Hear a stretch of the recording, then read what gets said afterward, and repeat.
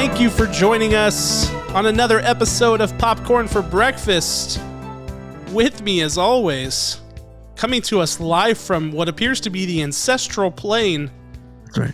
Your co-host, Kirk. I have entered the ancestral plane, ladies and gentlemen. I don't know how I got here. Yeah, it's not good. Should I check on your physical vessel to make sure it is intact, or?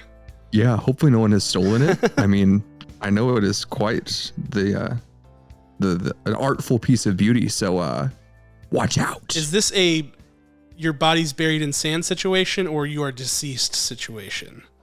I am dead. Okay, that's what I figured. That's what dead. I figured. It felt like it was about that time, but yeah, I didn't want to say anything. But I am your other co-host, Cam. We're so happy to have you, ancestral plane or not. We are here, and the reason that Kirk is sporting that great backdrop, if you're watching on YouTube, first of all, thank you. Welcome also to our podcast listeners. We love you guys.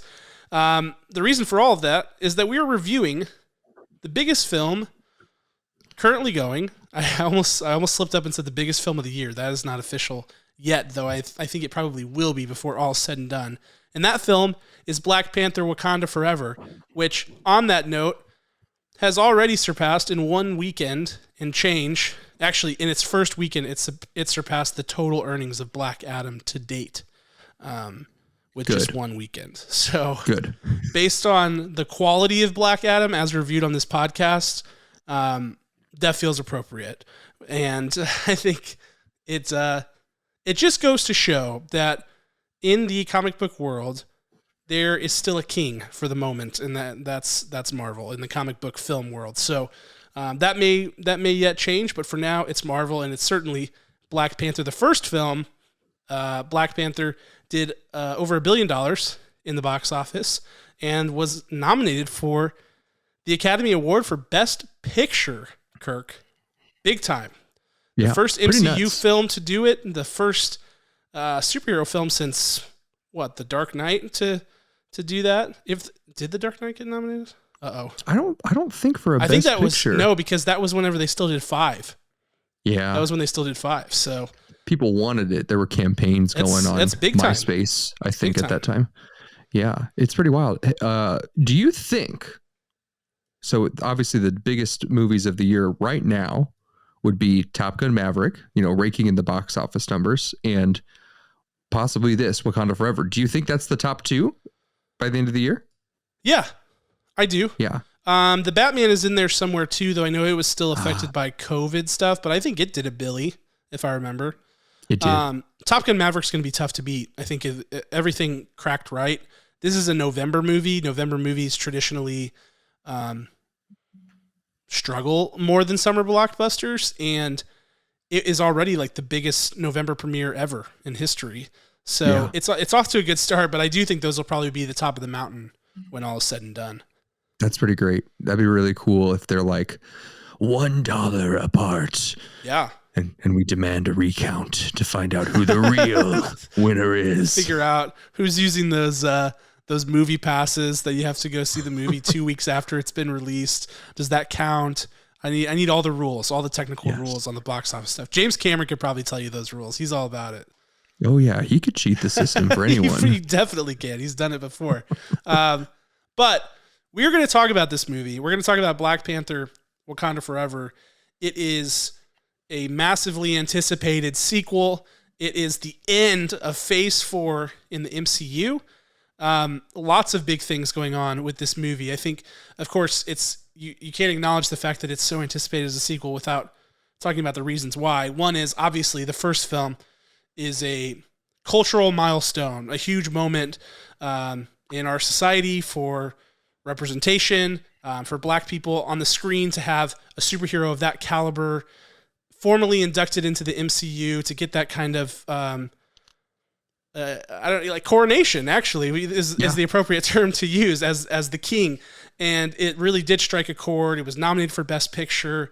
It's a huge deal. So there's that. But then there's also, obviously and horribly, the tragic death of Chadwick Boseman, who died after a quiet battle, a lonely somewhat battle with cancer that he didn't publicize. And it's so hard. You know, there are so many poignant moments in this film where you're left to dwell on that, and it's very powerful. So in a lot of ways, this movie is anticipated because people want to heal, because a lot of people feel very connected to Chadwick as an actor, but also to his character of T'Challa.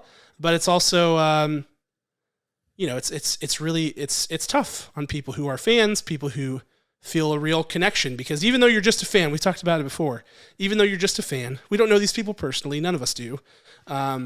They do become a part of your life. If you really care about these movies or movies in general, and they mean something to you, they help you get through a tough time, whatever, these people, these actors really do mean things to us. And Chadwick Boseman, more so than most, meant a lot to a lot of people, particularly the Black community, for whom he represented so many iconic historical figures and fantasy characters. So there's a lot going on here, Kirk, and we'll certainly unpack that. Are you ready to get into it? I am ready.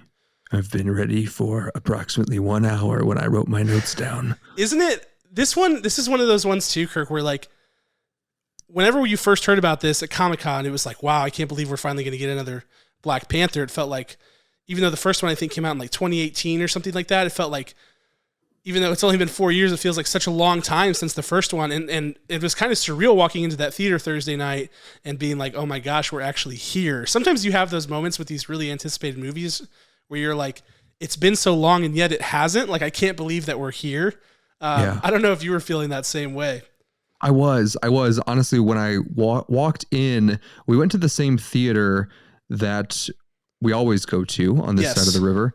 And I got this eerie deja vu moment of when, what was the movie we saw? What was it, Cam? It was the horrible New Mutants. New Mutants. That's what we were seeing. We went to go see the New Mutants. And as I parked my car, you had also recently parked, and I got a notification of Chadwick's death. And I said, what? This has to be a prank, whatever, like for reference, like today, what's today? Today is date of recording, November 16th, 2022. This week, Jimmy Fallon has been trending on Twitter as dead. And he's been, I saw that.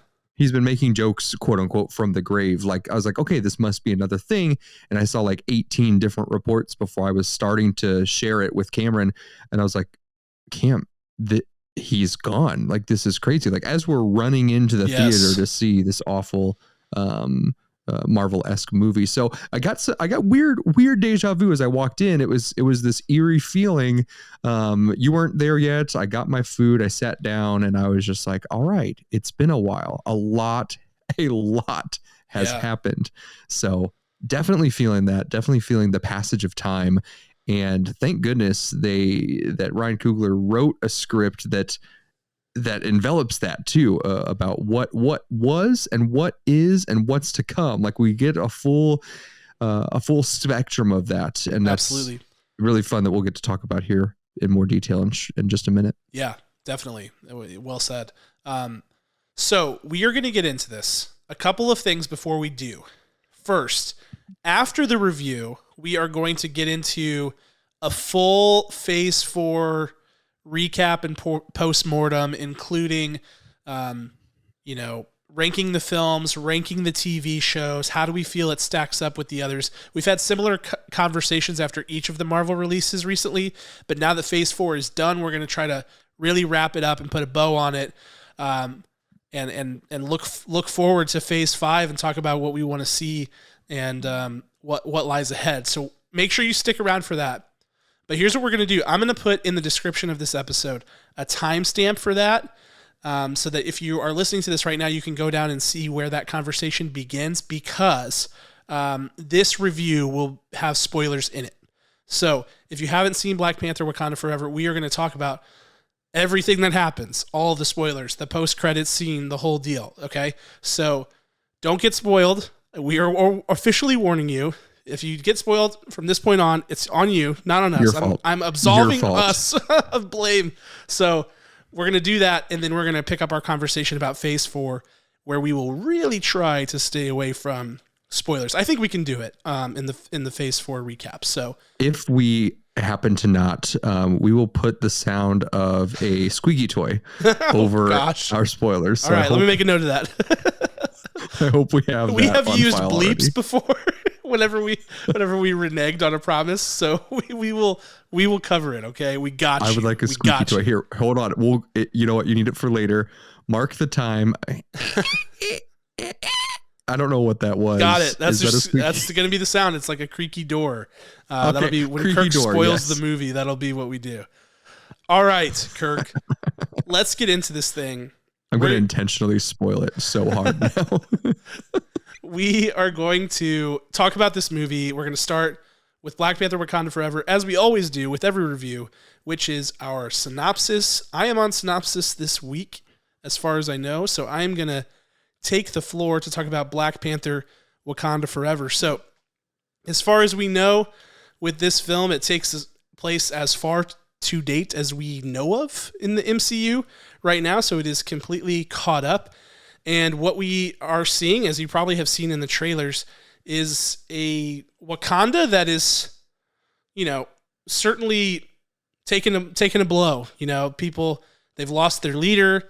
People are coming for their resources. They've got all these new things to deal with. They don't know who's in charge. You've got the Queen Regent, Queen Ramonda, who is T'Challa's mother, obviously, and of course Shuri's mother, who is owning the throne until such a time that Shuri or the next heir apparent can take over, and they are trying to figure out their way through life as a nation and as a people after the aftermath of T'Challa's death. There is a really moving scene at the beginning of this that I don't know. We never really knew how they were going to do this in the films, but the way they chose to do it was to have a scene at the beginning where Shuri is sort of running around trying to use her technology to help T'Challa with the illness that he's battling as he is dying, and she is failing to do so, and she's sort of coming to grips with that, but she's trying so hard to pull it together, and then Queen Ramonda comes in and is kind of like, he's gone, and that's followed by a completely silent Marvel Studios intro roll that features only images of T'Challa. It's completely silent. It was extremely moving, and that's sort of where we start, followed by going straight into a funeral for T'Challa. So that is how the movie begins, just to give you a sense of kind of what the lay of the land is in Wakanda. Shortly after that, we find out that there is a battle that continues to rage on for vibranium, and there are some new factions that are in on this. They have found, like a multi-government task force. I guess it's mostly it's like the French, it's like the UN in a way, has found vibranium buried in the ocean. And when they do, their covert ops team that is working to retrieve it gets attacked. They assume it's the Wakandans. It's actually I always mess up the pronunciation, but the Talokanian people from Namor's world who have come to take care of it. So they're the ones who are actually raiding the boat, and they launch themselves into a conflict with Wakanda. Basically, Namor comes to Wakanda, makes an offer to Shuri and Ramonda, saying that you can work with me or you can be against me, and if you're against me, it's war. But we need to take out the rest of the world, and so that's the decision point that kind of acts as the main plot driver for this film. Is that pretty good, Kirk? What do you think? That's right. I just want to call out that silent Marvel intro roll. The theater didn't make a sound. No one took a bite of popcorn or dug into their bag of what are those things that I love, Cameron? Nerds gummy clusters. Oh my gosh, they're so good. It's very specific. I absolutely love them. I absolutely love those Nerds gummy clusters. Sponsor us if you can. But listen to me, like nothing could have made anyone disrupt that. And that was a powerful moment. I mean, first, I think everyone was so floored at the approach from that, right? Because we see Shuri find out basically as how the world found out. Like, it was completely in secret that Chadwick Boseman was suffering from this crippling type of cancer, didn't tell anyone except his closest family, and then just quietly passed away. And then people were discovering, like, no, like, why can't we help? What could have we done? We were here. We could have been a shoulder to lean on. We could have done something. And Shuri is completely helpless. And so then they captured that so masterfully. Then we're sitting in the theater. We could do nothing then. We can certainly do nothing now. Mm-hmm. And then we're left with, how do we move forward? And then the UN scene opens, and it's pretty crazy. Like, life has to go on for the rest of us. It's chilling. It's absolutely chilling. It is. It is so many things. But I think the thing that comes most to mind with it is that it's thoughtful. It's incredible. Yeah. It's perfectly thoughtful. And as gut-wrenching as it is to sort of sit in the aftermath of that and to sit and watch it happen, and to your point, like, good point. Like, you feel very helpless because you're like, man, I wish this hadn't happened, and I wish that we weren't here having to, stare down the barrel of this thing because it's horrific. But as painful as it is, it's also so beautiful the way that they did it. And one of the things that's great about Wakanda, as well as many African cultures, is the way that they handle death, which is to celebrate the transition into the afterlife, to celebrate the time that you had with that person. Grief is an unbelievably complicated thing, but I do think that them going out of their way to show that the Wakandans don't view death as the end and that they view it as a celebration, and they can still grieve and be sad that they don't have him there for now. It's so powerful and so layered, and it captures the complexity so well. And I just thought it was, to your point, I thought it was beautifully done. I thought it was really great, really sobering and awesome. So shout out to the team who did that, because that is a near impossible task, if we can be quite honest. I mean, it's unprecedented. It's never been done. The other thing is, you got these actors, Kirk, who aren't having to act. This is somebody they actually know and love. Like, this is their brother. It's powerful stuff, man. It's powerful stuff. All right. So with that, we've got the groundwork laid. Basically what ensues in this movie is two forces who have a lot of common ground between Talokan and Wakanda as hidden nations, people who are separated from the world for whatever reason, and yet they have different ideologies between, mainly Letitia Wright's character Shuri and obviously Angela Bassett's Ramonda, and Tenoch Huerta's Namor. So they have different ideologies, and those two things are coming to battle. Only one can win is sort of what's happening here. So it's very compelling. But let's get into the acting performances, because we have new characters, we have old characters returning, we have characters coming into a totally new phase of their life and dealing with different things. So let's get into it, Kirk. Let's start with our first superlative category, which is "and the Oscar goes to," which of course always goes to the best actor in the film. For me, I nominate you, Cam. I nominate you. You nominate me? I wasn't in this film. What? I thought I saw you. No, that was. Was man, that Martin Freeman? I was gonna come up with a zinger. I was gonna be like, no, that was DJ Khaled or so, I don't know. But there's nobody I could think of. But no, my favorite actor in this movie, the person who gave the best performance for me, this is easy, Letitia Wright, who plays Shuri. Awesome work. If you have been on the internet, I think there is this weird thing going on with Letitia Wright as Shuri, and maybe it's because of the anti-vax stuff or whatever. I don't really know, but there's sort of this negative talk track that surrounds her that I hope will go away, because regardless of what's going on with her personally, and I have no idea about any of that stuff, the anti-vax or whatever is so controversial about her, she can flat out act. And it feels like because of all that stuff, people forget that she was a total scene stealer in the first Black Panther movie. Like, I remember when that film came out and people were talking about it, she came up in every conversation. Everybody's like, oh, Shuri was awesome. Even if they didn't know her name, people were like, oh, Shuri was so great, because she really was a scene stealer and a total standout. And she's stepping into a bigger role here. Here's where the spoilers come out. She does end the movie as the new Black Panther. and of course retains her role as Princess of Wakanda.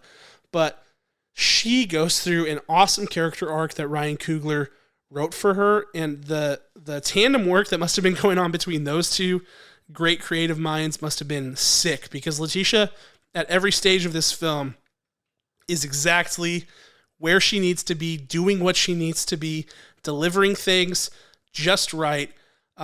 She's one of these people who was really close to Chad in real life, and looked at him as like an older brother in her career and in the world. So she is really feeling these things.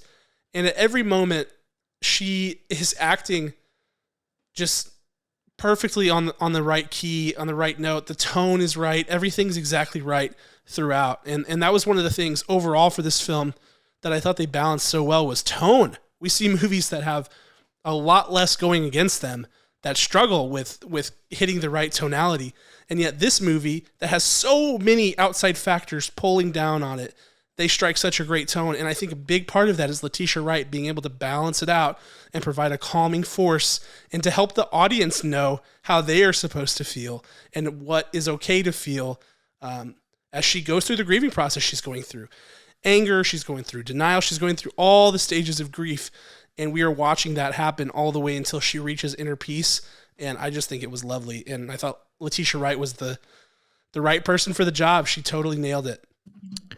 Well, what a coinky dink. I've also chosen Letitia Wright. Nice.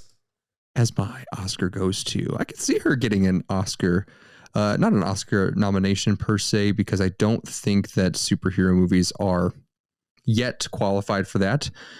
Martin Scorsese, James Cameron, the gatekeepers. Yes, allowed up in there. But I could see some, there's so many other awards that go out, like the Saturn Awards, like the smaller venues, Golden Globes. I think there's lots of opportunities that she might actually see herself on a nomination list, which would be well deserved. What I love about the difference between Black Panther and Wakanda Forever is that Black Panther, numero uno, gives us these vibes of Shuri as the techie sidekick, the cool little sister, right? Think like NCIS, like that weird girl, but like cool, right? Like her hair changes every week, but Shuri's like constant. Like, what you're gonna get. She knows exactly who she is. And then in Wakanda Forever, we get a fully formed 3-dimensional character out of her. Her display of grief was so well restricted at times, where she was just trying to show like a regal side of herself, a royal side of herself, and then dialed to 11 when she was allowing herself to be vulnerable in front of the right people, or sometimes the wrong people. I mean, she is grieving her brother hard, and then she gets kidnapped basically with Riri Williams going into quote unquote Atlantis with Namor. I mean, it's insane how well she navigates who she is and what she's presenting and what role she's taking on, whether she's the sister, whether she's the princess, or whether she is the Black Panther. It's pretty excellent. I think her self-awareness as the character in that aspect is so heightened because she feels responsible for more people.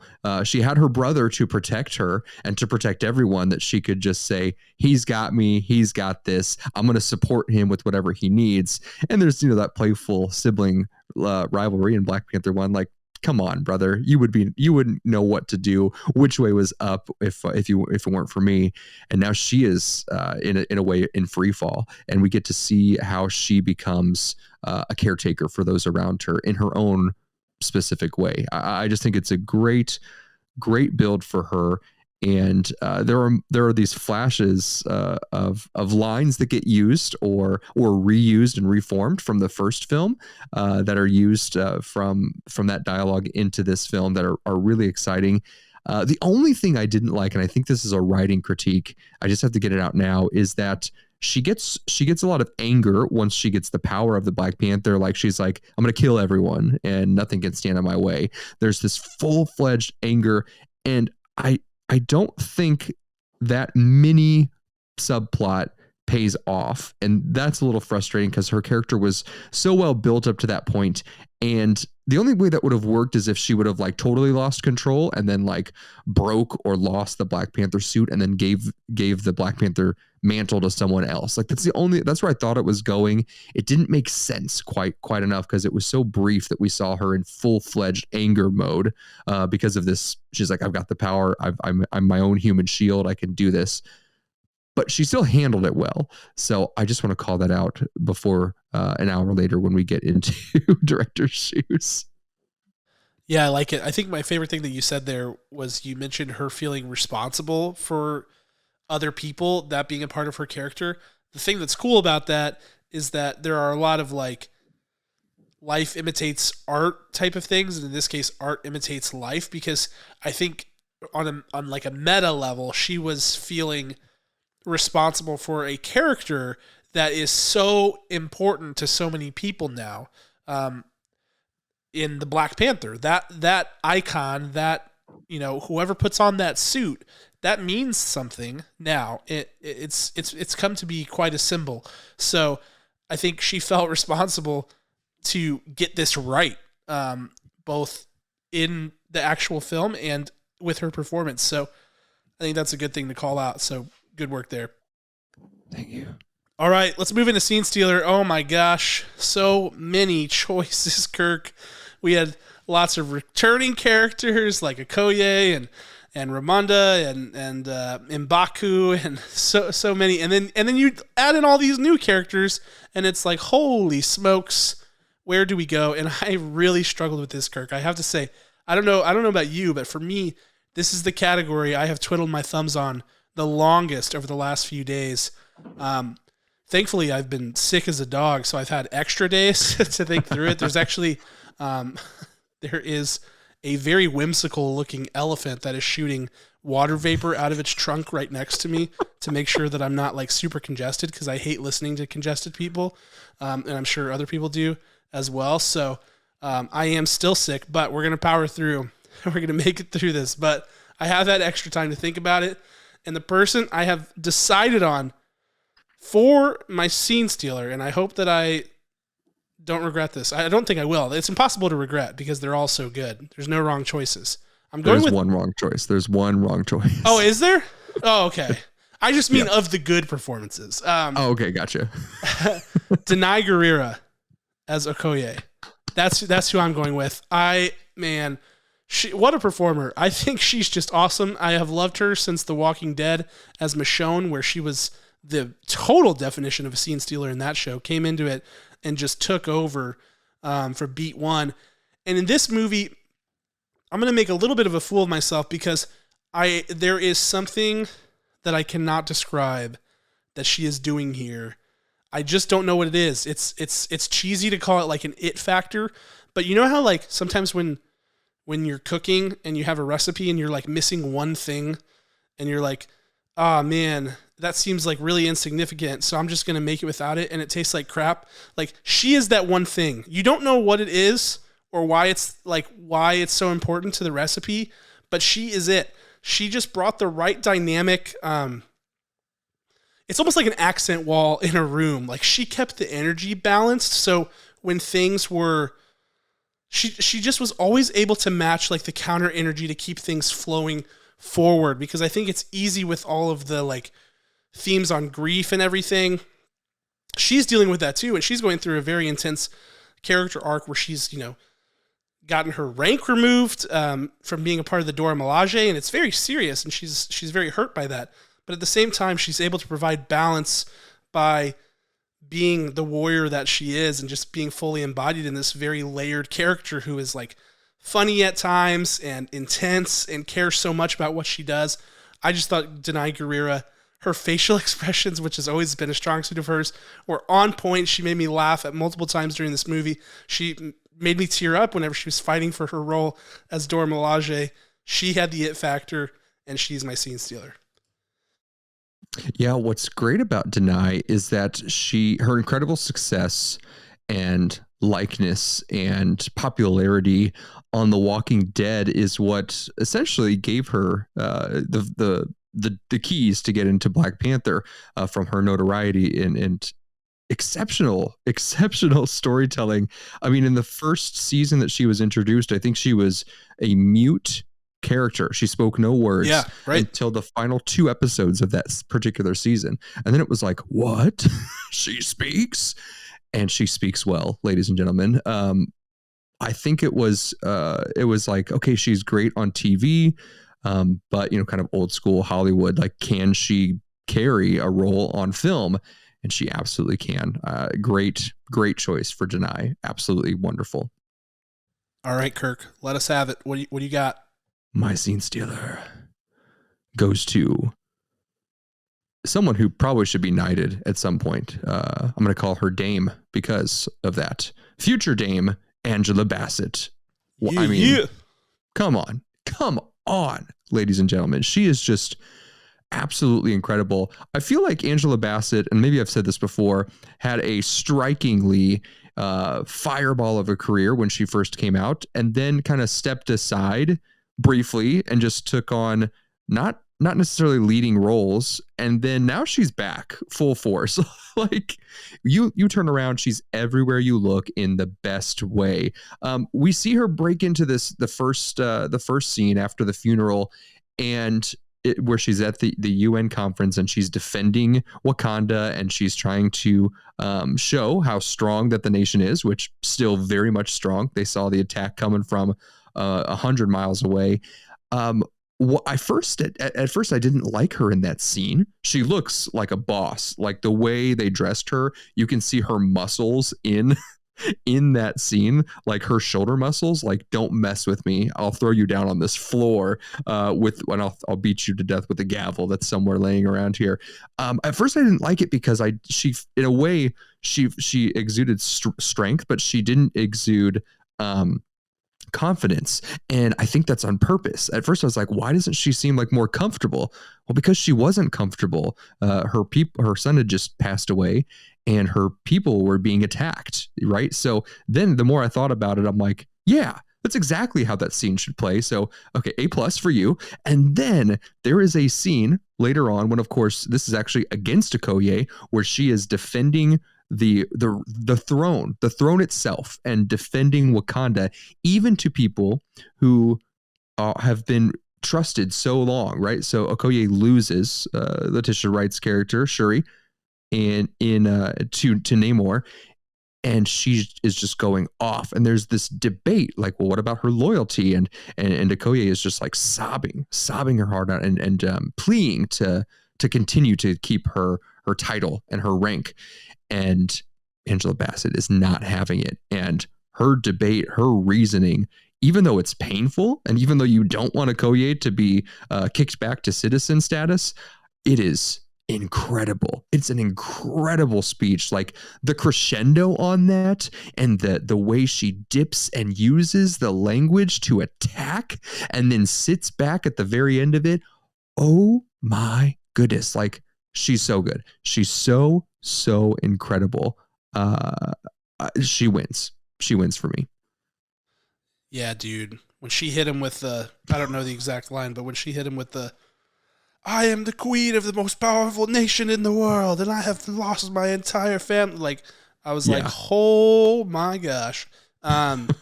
Definition of scene stealer, man. Queen stays queen. She was absolutely slaying. I loved it.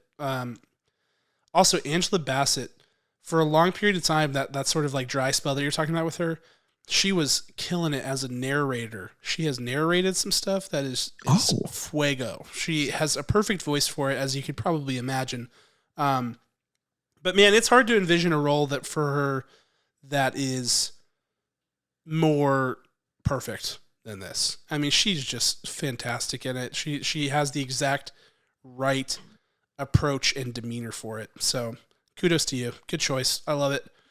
All right, Kirk, let's talk about the production. Let's talk about Ryan Coogler's movie. Man, Ryan Coogler, what a career. I mean, he, of course, famously directed Michael B. Jordan in Fruitvale Station, which was sort of like an indie phenomenon. Huge film, amazing film, if I'm being honest, really good. And then jumped into the mainstream without skipping a beat at all. I mean, has been executive producer on a lot of stuff, including Candyman, which I loved. I'm going to talk about that movie every single chance that I get the chance to. It's becoming embarrassing at this point. But and then he does Black Panther, which was critically acclaimed, nominated for Best Picture. Now he's got Black Panther Wakanda Forever, a seemingly impossible task. But let's talk about this production and this film as a film and talk about what they did well. For me, there are so many things. There are so many things that are done well in this movie. He's flexing a lot of different stuff, but I have to go back to something that was a strong suit of the first film and continues to be a strong suit in this film, and that's production design. That means having an aesthetic for a film that is, like a visual playbook for a movie, basically, that says this is how this is going to look. And from the first movie, when you look at the totally captivating designs of Wakanda as a city, as well as the ancestral plane, and so many of the amazing textures and color palettes and things, and certainly the lighting. I mean, he always does. He and his lighting crew do such a great job of making things pop. There are so many iconic looks from that movie, and this movie introduced more of those. I mean, there are more dynamics in this movie in terms of different textures. We go to the United States at times. We go all the way to the bottom of the ocean, to Talokan. And the way that they did that, I think, was what really struck me, because I was like, we talked about it a little bit when we were talking about the Little Mermaid trailer and how it looks so like photoreal underwater, which is a little bit off-putting because it's kind of like things underwater are like just kind of green and murky. And I thought that in this movie, they so perfectly balanced making it look like they were really underwater. Like, it really looks like you were at the bottom of the ocean and looking green and murky and looking real, but also looking like there's a city here. There's a people here. I feel that. I can see that. As well as like the cave dwellings. And of course we got to see more of Wakanda than I think we did in the first film. It just was really well done. I thought all of the different landscapes were great. Again, using the lighting to make the production and the sets pop. The whole thing was just so pitch perfect from a visual standpoint. Even scenes that other movies would have made very stale, like that battle on the water where they're on that like ship and they're battling each other. There was such a nice color palette. There was a good vision for how this thing should look. To me, it would have been my showstopper in the first Black Panther movie, and it has to be my showstopper in this Black Panther movie, because I just, again, am like amazed at his ability to take us to Wakanda and to make it really feel like it, and to introduce even more into that and still make it feel so consistent. I mean, this feels like so similar to the first film in all the right ways without feeling like it's monotonous. So it's well balanced. It's well done. I loved it. And I think this picture that we have up on the YouTube video is a good indicator of that too, where you've got the balance between the Wakandans and the, I don't know what they're called, like Telokanians or whatever. The Mer people, the people who live under the water. Yes, Brian Coogler. Yes, when you juxtapose the Wakandians to the Mer people. To the Mer people. That was really beautiful work. So yeah, I think it's good. I really like the production design. Took the show for me. Wonderful. Mine is very similar. I love how you said there's a city here. Because yeah, this is the water, but if you have a group of people, a population, they're going to take care of it in a different way. So maybe they're sweeping the sand dust off the ocean floor. I don't know, whatever they're doing down there. It's very much home-like. They decided to make it their home because they had to with their changes, their kind of zombie-like metamorphosis in a way. Shout out to Ryan Coogler for making blue people like Avatar, but like better. Like, is that I don't know if it's a hot take for the Avatarians out there, that these blue people, when they are deoxygenated and living or walking around on the earth, they look better. No cat butts. I I got to go with the CGI specifically to this, because we have a couple of similar pitfalls. Like there's a scene near the end of Black Panther 1, obviously the big fight scene. They rushed with Killmonger and Black Panther. That's a known conversation, where it's like, man, that would have been a little cooler if they spent a little more time on this. We see a couple of scenes like that. Ironically, it's when I believe that Shuri is jumping as the Black Panther down like a little slight waterfall, and it doesn't look good. And I'm like, wait a second. We've already been to Talokan. We've been underwater, and I felt like I was underwater. What's happening here? So I think it must have been production rushing, and hopefully they'll just fix it and then update the digital feed on Disney Plus. I'll watch it again. No, Kirk. Just that. No. That's all I want. A little George Don't Lucas George retouching. Lucas it. No George Lucasing allowed. I'm against it.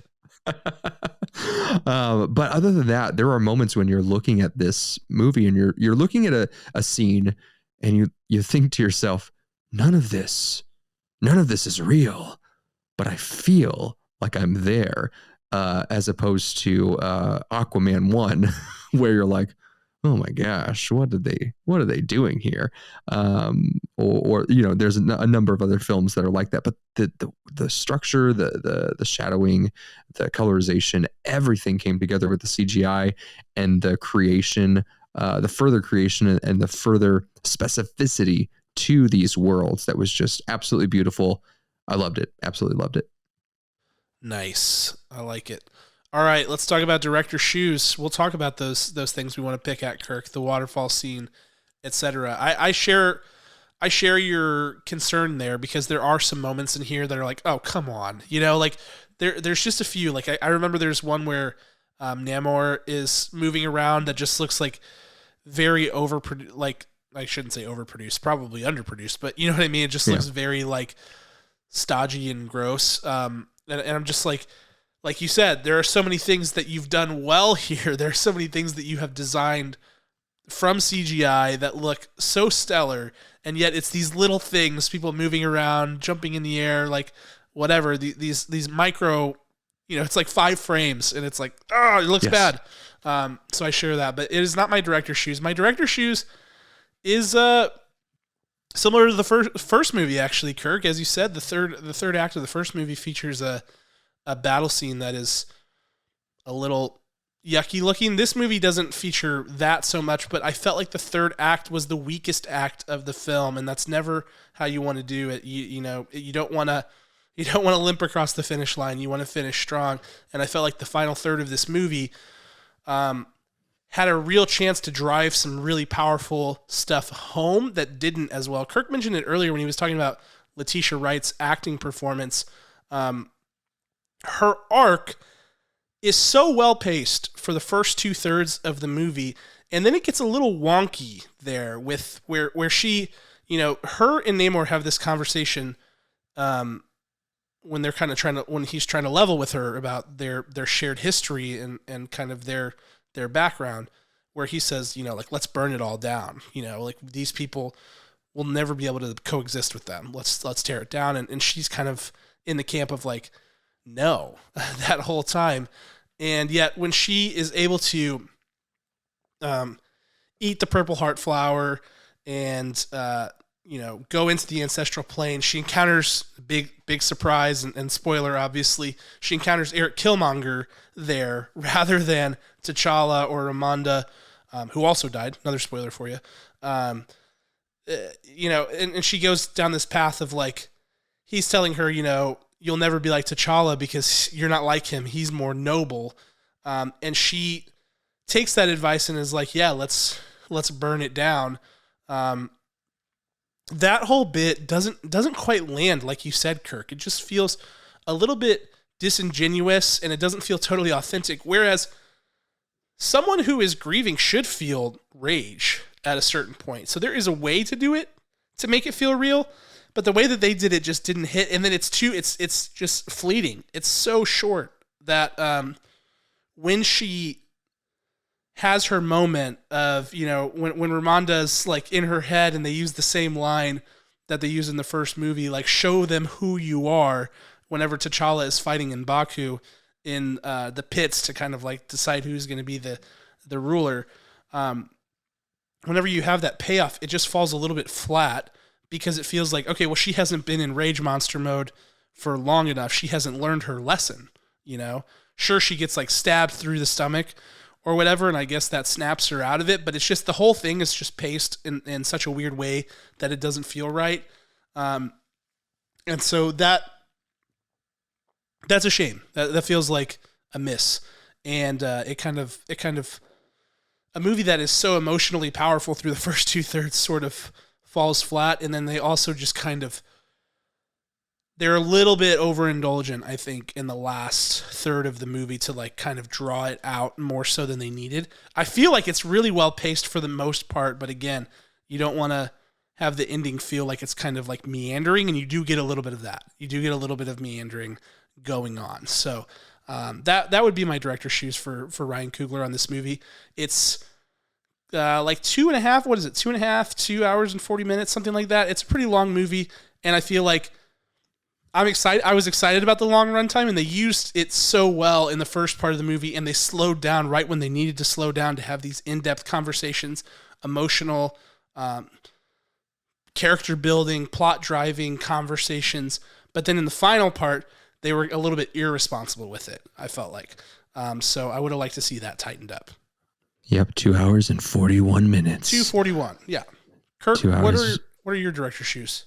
My director's shoes go revolve around Namor, Kukulkan. Dude, that's like the best. That might be the best line in the movie. Title. When M'Baku says, "His people do not call him general or king; they call him Kukulkan, the feather serpent god." I love that. I absolutely love his delivery on that. Winston Duke, you are a treasure. Mine goes into Namor. He is great. He really is. We get a lot of so-so villains in the first phase of the MCU, and I really feel like their first kind of retcon attempt at this, like listening to the fans, was when Kurt Russell and Guardians 2, where they're like, we gotta really shape this up. Like, let's go for it. That was a good effort, and then things have gotten better since that effort. Namor's great. I love it. But his introduction and his epilogue to so his prologue and his epilogue, his intro and his outro to the movie are not great. It's kind of weird because when he shows up on that beach where Angela Bassett is trying to get Shuri to burn the white robes, right, as their final act and physical representation of mourning is over, which again we finally see Shuri do at the finale of this film, right? But they're on the shore and he pops up out of nowhere. Well, because in all of the promotional pieces we've never seen Namor's face. It's not like he was an incredible A-list actor before this, and now he will be. But we don't know what he looks like. So he comes out of that water and I'm thinking it's like one of his goons. So like I get the fact that he is the king and he operates on a different level than other kings would. And he moves in the shadows and he's going to sneak up on you and just like take you out. He doesn't care. There doesn't need to be any fanfare for him, right? I get that. But it's so dark and it's so quick, his introduction, yet he is very menacing in this first introduction. It just doesn't play right for me well enough. There's some editing tricks I think that should have been done. I think we should have had a longer approach as he comes out of the water. Let's maybe see those wings earlier on his feet. That just didn't play well for me very well. And then on his outro, so he gets the crap beaten out of him by Black Panther, by Shuri, and he succumbs. He's like, well, I'm going to die, or I need to retreat. And it looks like she's given me an out and we can be cautious allies right here. And then when he's back in his dwellings, in his cave underwater, he kind of says his plan in an off the cuff sort of way versus a menacing way. Like he's making coffee or something, like or a snack, and he turns around and he's like, well, this is what's going to happen. This, and this, and I'll be ready when it does happen. Versus like, I don't know, some like menacing music and like a sharp turn. Like it just wasn't direct enough when it didn't sound like the stakes were high enough in his introduction and his epilogue of this. So there's a little lack of that kind of here and there. There's momentum shifts, like you talked about. They for the most part they shifted well, but there wasn't a lot of finesse to them. So for my viewing, the momentum kind of ebbed and flowed, not in a drastic way to like lower my score to this movie, but in a way that's like a little more, give it a little gas, guys, or give it a bit more uniqueness, this particular slower scene. So there were opportunities that were missed in the pacing, but I really think it comes down to the editing. I don't think it's the directing, and I don't think it's the acting. I think it comes down to the editing floor. So sorry to the editor of Wakanda Forever. That's all right. That's what we're here for, Kirk. We're here to dish out the tough pills to swallow. That's what we're here doing. Yeah, good stuff. Let's wrap this thing up. Let's talk about final thoughts and score this movie. For me, trying to look at my notes to see things that I didn't talk about. One is Riri Williams. I think it's easy to not talk about Riri Williams, who's played by Dominique Thorne in this movie, because it feels like a bit of a unnecessary thing. Like, I understand from a business perspective that you want to introduce her in this film so that you can jumpstart the Ironheart series. I do. But the plot point that they sort of came up with her, that she like created the machine that helped detect the vibranium under the ocean or whatever, like, feels like, sure, it's fine, but it's also not totally necessary, and she feels like a bit of an afterthought throughout. Though I thought Dominique Thorne was great in her performance as Riri Williams, so I'm really excited to see more of that. Also, her suit looks like trash. It looks like so bad. I don't know. Like, I have not read Ironheart comics. It's a little bit newer, and I've read mostly older comics, so I haven't read any of it, but I know the imagery from that character, and I don't recognize this suit, and I felt like, sure, it's probably in the comics, and it probably looks exactly like that. I feel like it looked bad in this movie. It looked very plastic and weird, so didn't love that. I thought Winston Duke is M'Baku. We didn't talk about him much, but he was great. I thought he was so great, added so much to this film. I thought the Julia Louis-Dreyfus stuff was weird.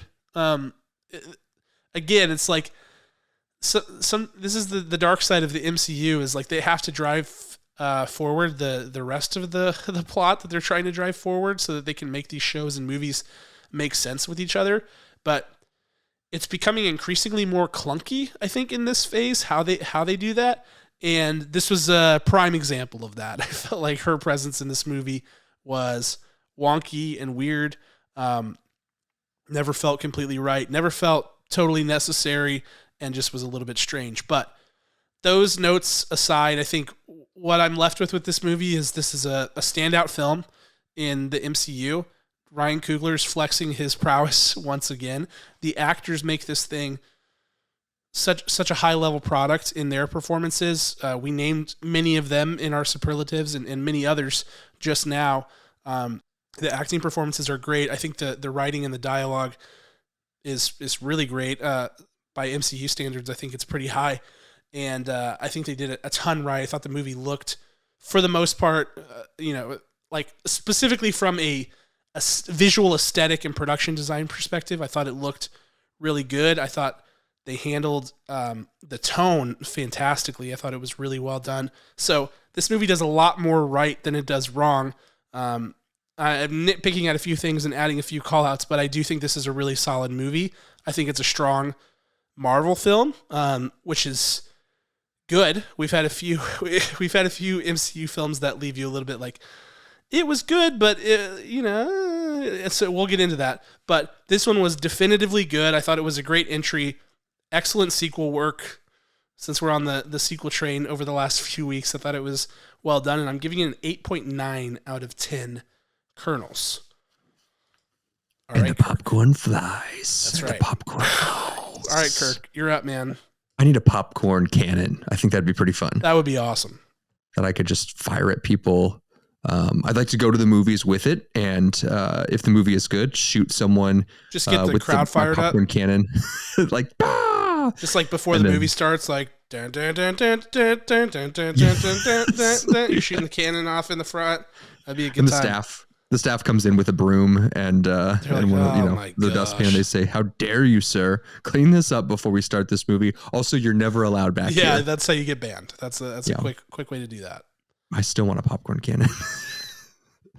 Maybe we could do it like at a private event, and then I still clean it up, like without them knowing. They would never know. Cool. Yeah, that'd be pretty cool. I'll clean up every drop. Anyways, my final thoughts: Black Panther 1 is the better film, but dare I say, this is the second best sequel after an origin film in the MCU.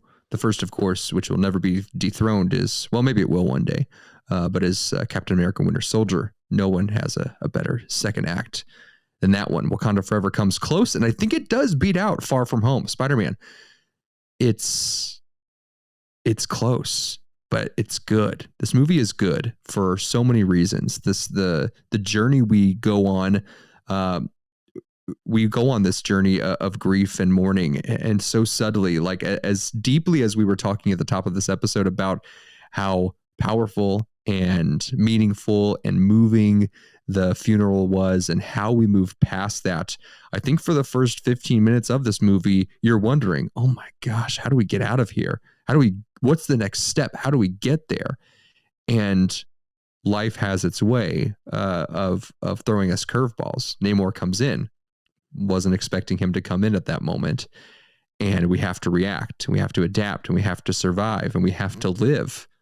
And what do we pay honor towards for those who have come before us, who have meant so much, and the people who are still here, and we are still here. And there's so much that goes into this film that's really beautiful, and it's also a good time. There are some genuinely just some good feel moments that aren't necessarily like laugh out loud moments, but you're just like smiling, like you're catching the vibe. You're saying, this is exactly what I need right now. And it's good. This movie is good. For the little blips here and there, it doesn't knock it down terribly much. It's still a top tier MCU film. We'll rank these in just a minute of what Phase 4 is, but today, Wakanda Forever gets an 8.1 out of 10 kernels from me. Nice. All right.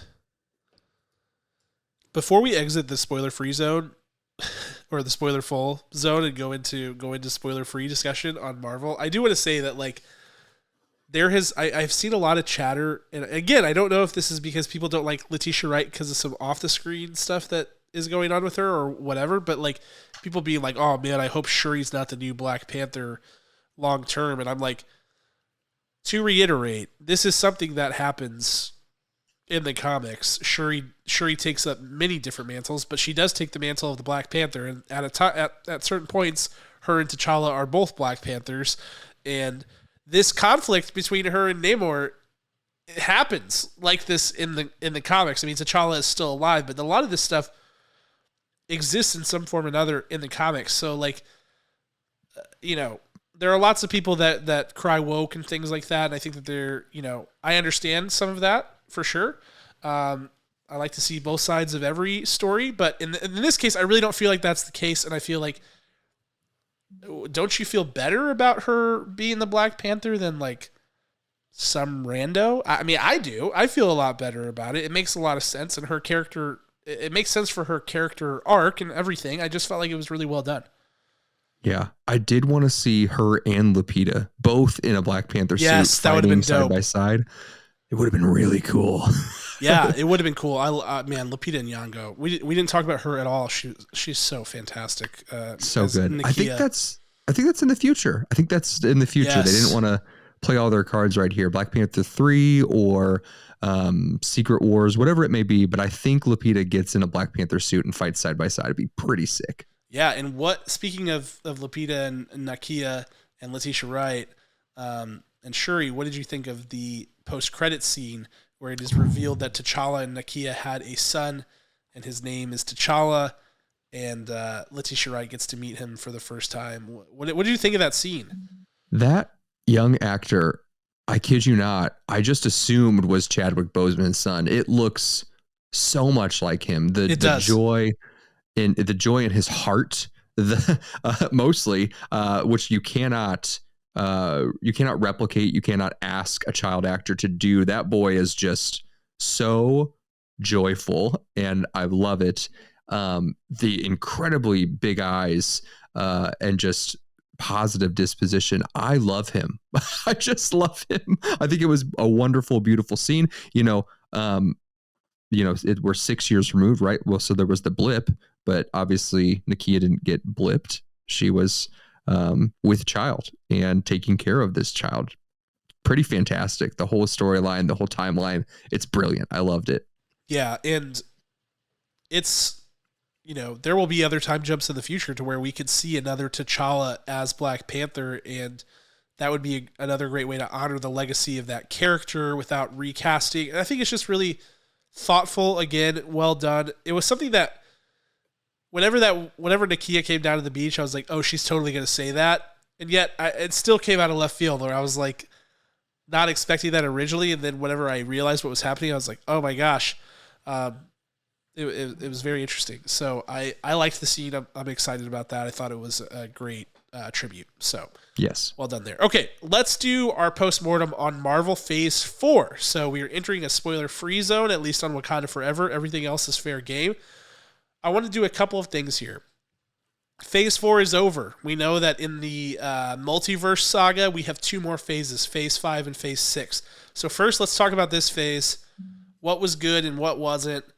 And then let's move on and talk about, where does this phase rank? We've had that conversation before. Is it the best phase? Is it the worst phase? Is it somewhere in the middle of the first 4 phases? Whatever.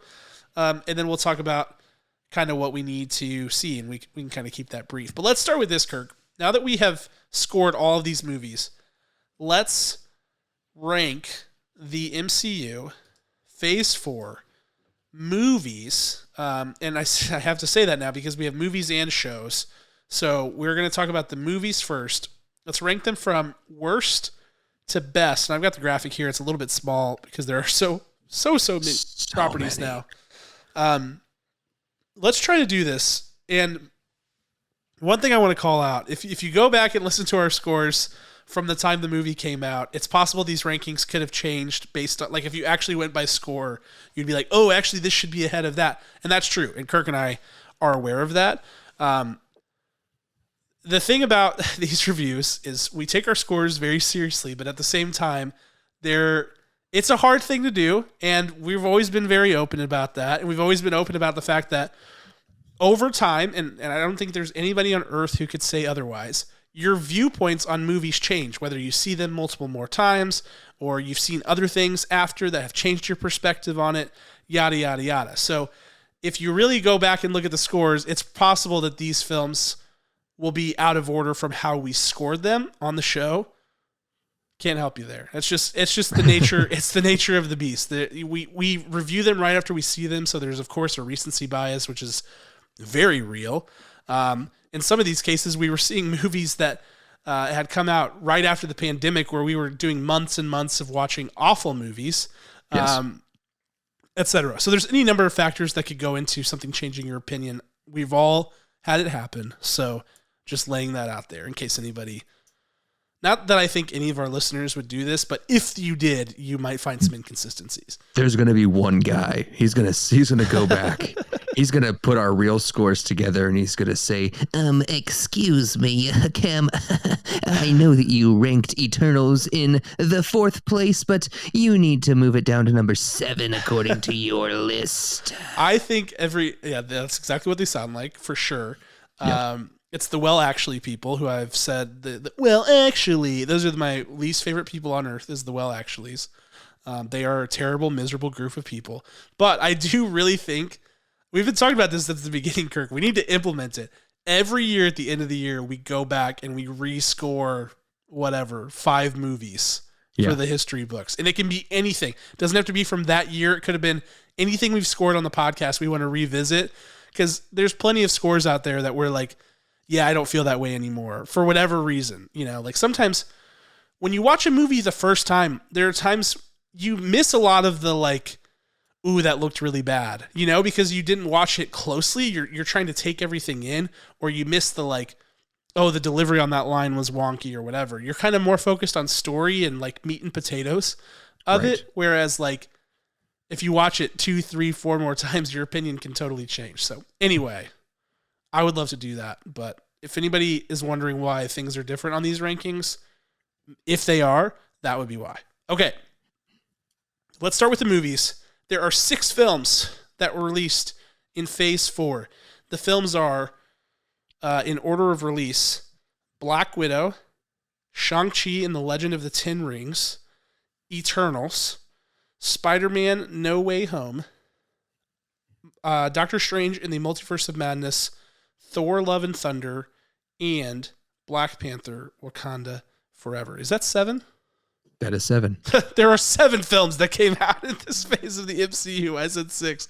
There are 7, but that's the order, okay? So, Kirk, starting at the bottom, number 7. What do you think? I don't want to say the worst, but I guess it is technically by definition. What is the worst film of Phase 4? Black Widow. I agree. I also had Black Widow at number 7. I think that's hit your sound effect. Hit it. What ding, sound effect? The ding ding ding. Oh, because we matched. We matched. Is this a game? What's happening? I didn't know.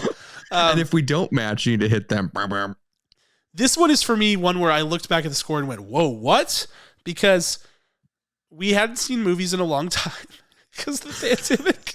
It's true. It's sad, but it's true. And we were just so excited to be back in the theater. We were so excited.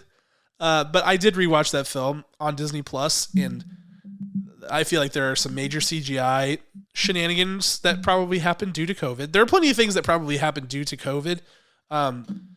Also, what they did to Taskmaster was wonky. They have a chance to rectify that in Thunderbolts. And yeah, there are some weirdness. There's some definite editing weirdness in this movie for sure. You know what they should do? Since it's all streaming, they have a lot of digital feeds. They should retouch it, reshoot it, and then just upload it, right? Just correct it like George Lucas, like I talked about earlier in the podcast. I think that's the right path. No. You were a big fan of it. In case you are only listening to the spoiler-free portion here, Cameron is a big advocate of re-editing, re-updating, much like George Lucas did. You're tiptoeing very near a line of setting me off on a rant about the world on the whole right now and about constantly messing with things, and it's getting dangerous, Kirk. I'm warning you.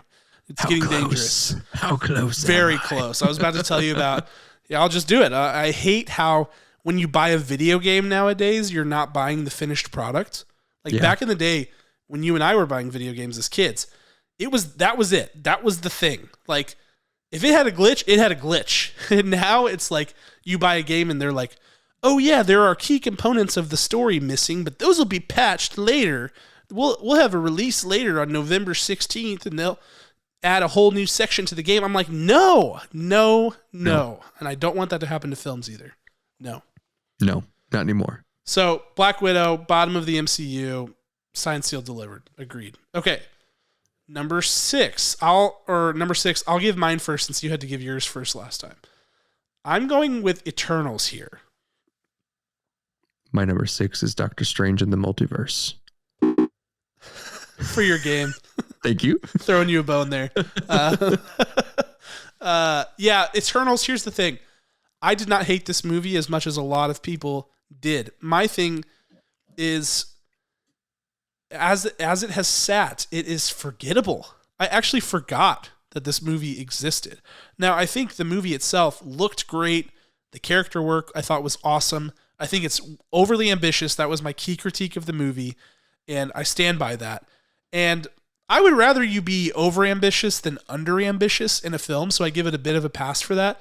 But I think the forgettability of the movie is what's really sticking with me out of this bunch. I remember every moment of that movie. Love it. I love that for you. So tell me about Doctor Strange. Why is it number 6? Yeah, it's messy. They tried to make Rachel McAdams' character better, and I think they made her worse. So that's annoying. That hurts. Because she's potentially going to be one of the night nurses, right? Like she really is. And what else? I feel like the biggest miss on that is how Scarlet Witch is like full evil when she really had a quite cathartic moment by the end of WandaVision, which is supposed to be a connected property. Now, I don't think this happens before WandaVision. I think she comes out of Endgame. No, but she's possessed by the Darkhold, is what they say. She is. But I think you're right, and I agree with you. I think that it's very rapid, the descent into full chaos, and then the way that it ends is very abrupt with her like dying. You know, it's like it's intense. Yeah, but it may, when you mess with the character that much, it drives me crazy, especially when the character direction, the progression was going so well. It's a huge step back, and I can't live with it. I can't. So sorry, you're number 6, Doctor Strange. I feel that. All right, number 5. What you got? My number 5 is Thor: Love and Thunder. Nice. Yeah, I had Doctor Strange here. So, for the same reasons that you said, it pains me because there are some fun elements, and that's ultimately like, I remember the fun stuff, but when I really think about the movie and how wonky the story is, I have to be like, yeah, they just mess a lot up there. So that sucks. Deception of character progress. What's the best part of that movie? When he's holding Natalie Portman when she's spoiler alert. At the end of the movie is really the best part, because you see an earnest Thor versus let's do whatever we want Thor, when that doesn't exist in this timeline. So yeah, number 5. All right, number 4. I'll go first here. My number 4 is Thor: Love and Thunder. Hey. The thing you said about Thor there, when I talked about tone with Black Panther, the Thor movie was the opposite. The tone was like on a total roller coaster ride, and the only person who balanced it out perfectly was Chris Hemsworth, who is perhaps uniquely suited to do that. Yeah. And they tried to make it so everybody is in on that and everybody's doing that same balance, and they fundamentally changed a lot of characters for that. And even though, like, I think I gave Natalie Portman the scene stealer because I saw what she was trying to do, and I think that she did it effectively, but I thought that it was the wrong thing that they had her do. Like, I think that they were trying to make big changes with her character, and I think that she accomplished that. I just didn't like the changes that they accomplished. So that was where I was at on that. But that one's a mess. But compared to Doctor Strange, I feel like the story was better, and I will always take story if it's head to head. Those two are close for me, but I think Thor had the better story. Okay. Are we on 4? Yeah. Eternals. There it is. Wow. Eternals is a big one for me. I don't know why. I think it's mostly Richard Madden. But I really just attached to this film. Again, not the top of my list, probably not even in the top 10 total MCU films, but in Phase 4, number 4 for me.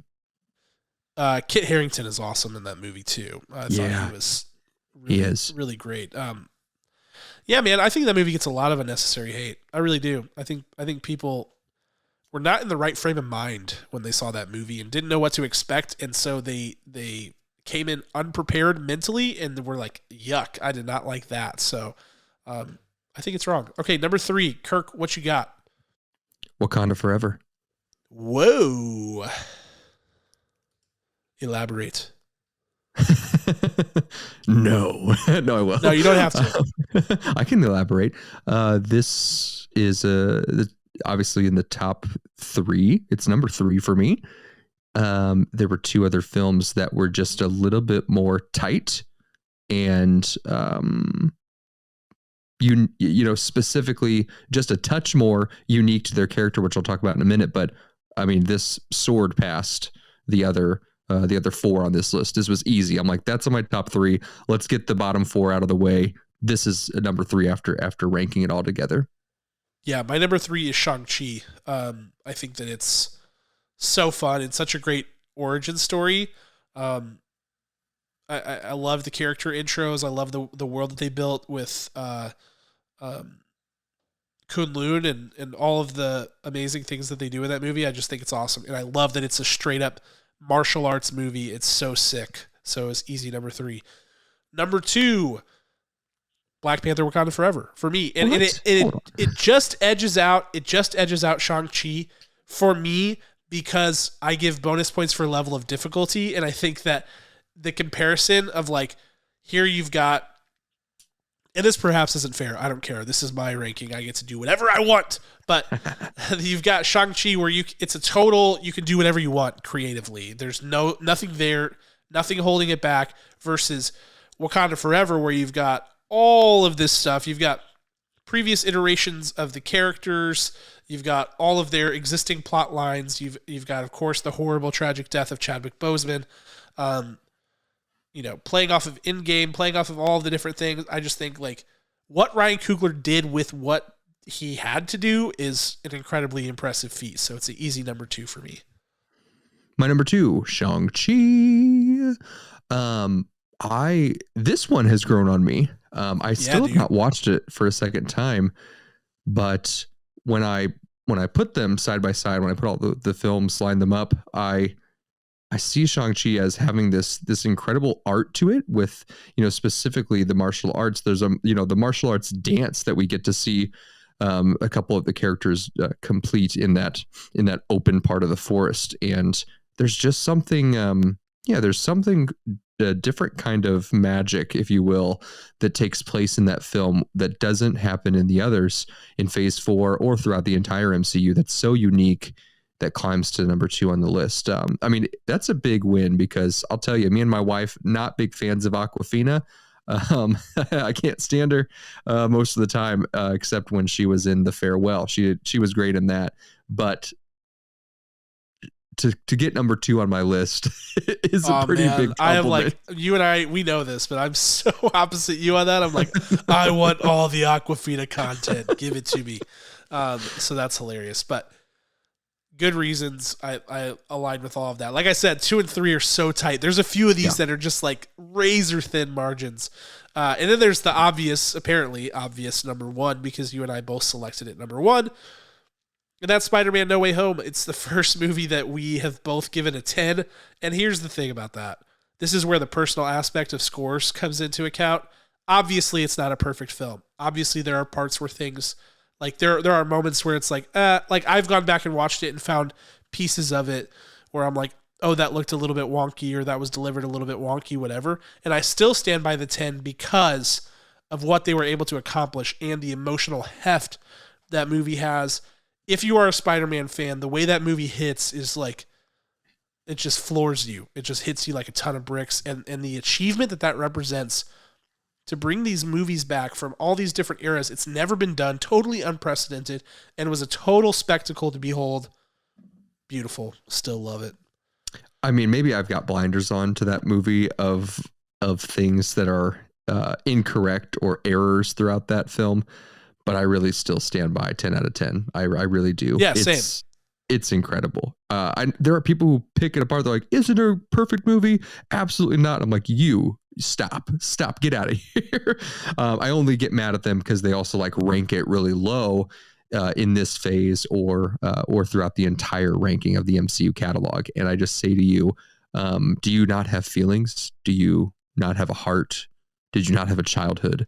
Because it's easily a 10 out of 10, number 1. There are no massive issues with that movie at all. There are some tiny, like very tiny, like the one thing that always comes to mind as like a slight imperfection is so small. It's at the end, whenever they're like meeting up, it's like Ned and MJ and Peter, and they're all like grouping up. They run around a piece of a set that looks so much like a high school musical, like the way that they run around it. Like that's true. Yeah, after the battle. Yes, right? yes. Yeah, they run around the corner. That's so and it's true. like it looks so crappy. And there's like the weird thing with the lizard where it's like he's obviously not there in the movie. Like there are just a couple of wonky things, but it's like for what they were trying to accomplish, to have that little nitpicky things is like it's such a massive achievement. So it's an easy number one. I'll say 10 out of 10, and I will rewatch that movie 1,000 times. It is such a fun ride.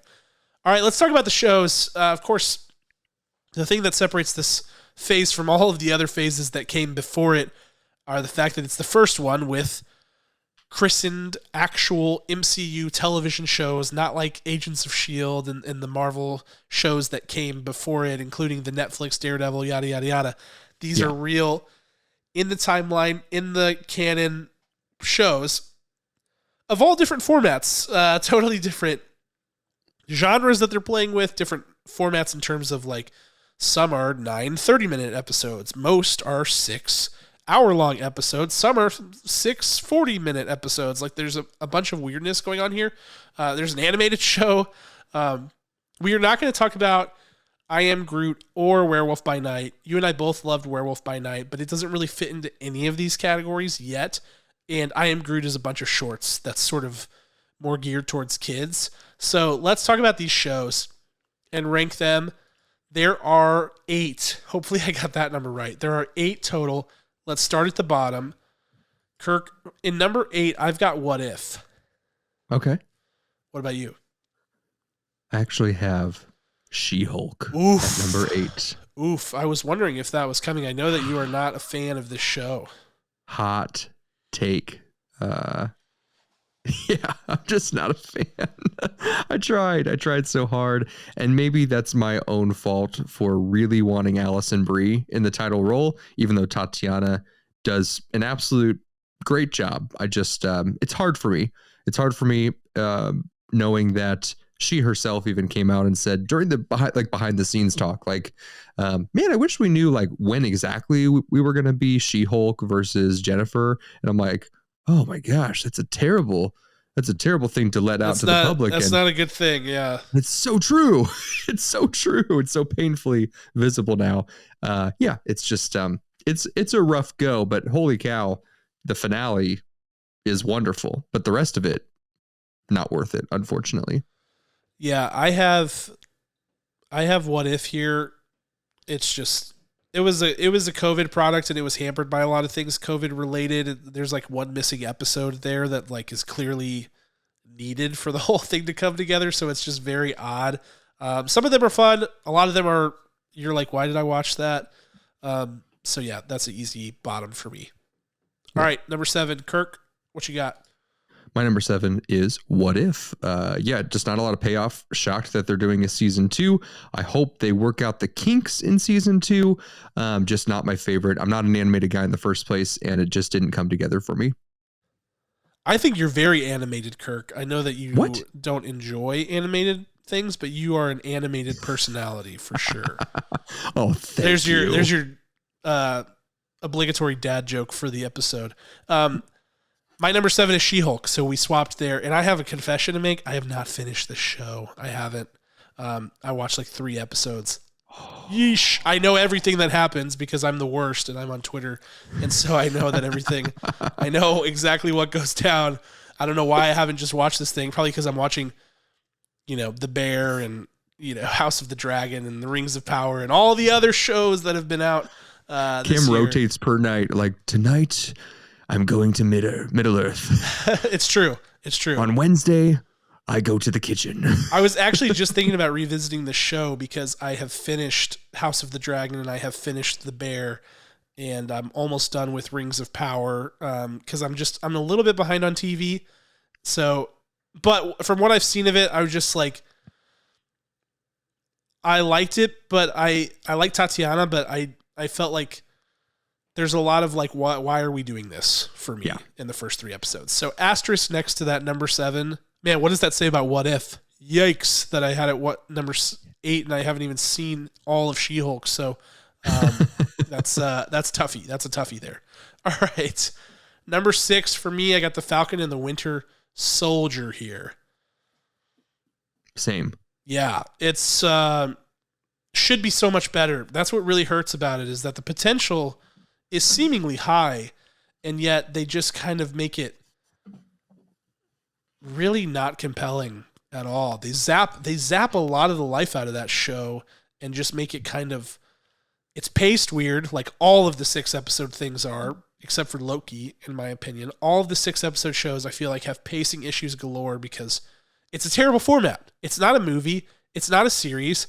There is just wasted time and energy in a lot of those episodes. And in this one, more so than most, it's painfully obvious that the 6-episode format did not work for it. It could have been a film, or it could have been a longer show where they actually get time to build out these characters and make us feel something, particularly with Wyatt Russell's character and certainly Sebastian Stan and Anthony Mackie, who need more time to flesh out that chemistry. It's very clunky. Yeah, all of that spot on. It could have been a really powerful show, and Wyatt Russell is the best part of this, and because of how sinister his villain is, and excited to see more of him. I am excited that Anthony Mackie is, officially Captain America. We'll see what season 2 looks like. Yeah, the finale payoff is great, and I feel like that is a running theme for most of the 6-episode things, is like you get a payoff that's good, but it's just like at the end of what you've gone through, you're kind of like, it could have been so much better. Right. But Anthony Mackie busting through the window in this new Captain America suit is just sick. Good. I get giddy about that every time. Okay, number 5, I'm going with Miss Marvel. Me too. All right. We're kind of lined up here. For me, Kirk, there are 2 episodes of this show, and I can't remember. I think it's episode 4 and 5 that just feel like, what are we doing? Like the first 3, if I'm getting the episode numbers right, the first few episodes are so great, and they have this great tone and these great characters, and it plays off so well. And the finale is really good. But again, it's like, this could have been a movie. I think this should have been a movie. Maybe you do like a just to Disney Plus movie or something. I don't know what the answer is, but the middle episodes of this were horrific at times. Yeah, once they go into the kitchen, I don't know. There's a moment where they go into like a kitchen. There's a big battle, and then from there, it's like they kind of have to explain the lore, and they do it in such a weird, long-winded way, and then we get back to the good part of the story. So yeah, it's bizarre. All right, Kirk, number 4, what you got? Let's see if you're matched up. On 3, ready? 1, 2, 3. Hawkeye. Love it. Yes. Love it. This is a show that I think I will defend because I feel like it gets hate and I have no idea why. Like, sure, the whole thing is like kind of inconsequential to everything that's going on, but there are so many great nuggets here. And again, the whole thing is like, the whole thesis of the show is that it's a Christmas special. Like it's supposed to mirror these like great Christmas movies where somebody's trying to get home for Christmas, but it just takes place in the MCU, and they do that so well. And the heart is there in this show. And I feel like what they do with Clint and Yelena about, reminiscing about Natasha is so powerful and so good, like for those characters. And I feel like Kate Bishop, Haley kills it. So I don't know. I feel like this is a good show. Yeah. I mean, you could have skipped Black Widow entirely and just introduced Florence Pugh as her sister in this, and you would have had better catharsis all around for the loss of Black Widow in Endgame. It's great. I don't care who you are. I don't care who the naysayers are. It's really fantastic. So shape up, watch it again, and rethink your life. Thank you. Dude, I was going to say, one of the movies, we didn't talk about during movies, but Thor Love and Thunder gets an insane, I don't know if you see this too, but a preposterous level of hate online.